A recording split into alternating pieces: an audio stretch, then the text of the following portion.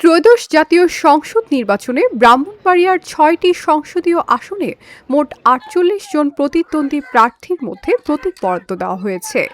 মঙ্গলবার ২১ জানুয়ারি দুপুরে জেলা প্রশাসক এবং রিটার্নিং কর্মকর্তার কার্যালয়ে আনুষ্ঠানিকভাবে প্রার্থীদের মাঝে এসব প্রতীক বরাদ্দ করা হয়।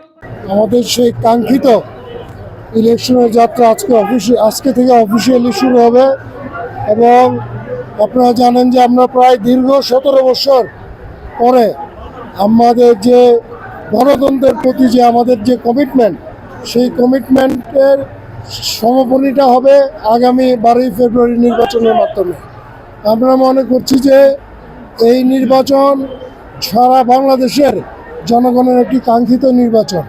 এই নির্বাচনকে সামনে রেখে এই দেশে গণতন্ত্র প্রতিষ্ঠিত হবে এবং সেই গণতন্ত্রের একজন সহযোদ্ধা হিসেবে আমি নিজেকে গৌরবান্বিত মনে করছি এবং আমরা মনে করি যে এই নির্বাচনে আমাদের মাননীয় চেয়ারম্যান জনাব তারেক রহমানের নেতৃত্বে একটি সুন্দর গণতান্ত্রিক বাংলাদেশ, স্বনির্ভর বাংলাদেশ আপনার জাতিকে উপহার দিবে। এ সময় ব্রাহ্মণবাড়িয়া ২ আসনের আলোচিত স্বতন্ত্র প্রার্থী ব্যারিস্টার রুমিন ফারহানাকে তার কাঙ্ক্ষিত হাঁস প্রতীক বরাদ্দ দেওয়া হয়।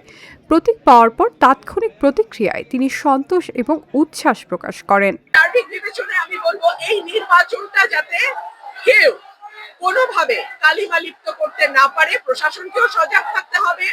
আমি দলগুলোকেও বলবো যার যার বৃহত্তর স্বার্থে এই আসনে যাতে তাদের নেতা কর্মীরা অসংলগ্ন আচরণ না করে, আইন না ভাঙে, অসভ্য আচরণ না করে।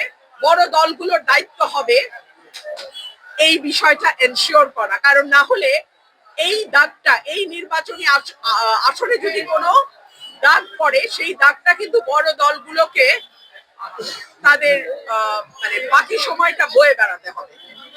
হাঁস চেয়েছিলাম, আল্লাহর রহমতে হাঁস পেয়েছি এবং আমি যেখানেই যাই প্রচারণায় দেখা যায় একদম ছোট বাচ্চা থেকে শুরু করে বয়স্ক মানুষ পর্যন্ত ওনারাই স্লোগান দেন হাঁস হাঁস হাঁস। সাংবাদিকদের সঙ্গে কথা বলতে গিয়ে ব্যারিস্টার রুমিন ফারহানা বলেন, আমি আমার ভোটার এবং কর্মী সমর্থকদের প্রাণের চেয়েও বেশি ভালোবাসি। তারাই আমাকে এ পর্যন্ত নিয়ে এসেছে।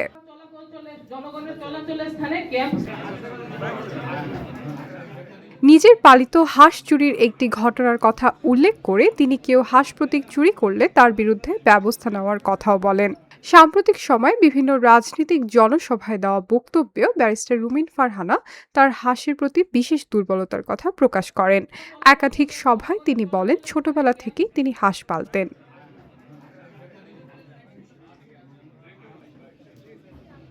এছাড়া সামাজিক যোগাযোগ মাধ্যমে তার হাঁসের সঙ্গে তোলা একাধিক ছবিও চোখে পড়েছে। এসব কারণে তার হাঁস প্রতীকের প্রতি বিশেষ আবেগ এবং দুর্বলতা রয়েছে বলে মনে করছেন রাজনৈতিক বিশ্লেষক এবং স্থানীয় ভোটাররা। Shiny Alam Chowdhury, Dhaka journal.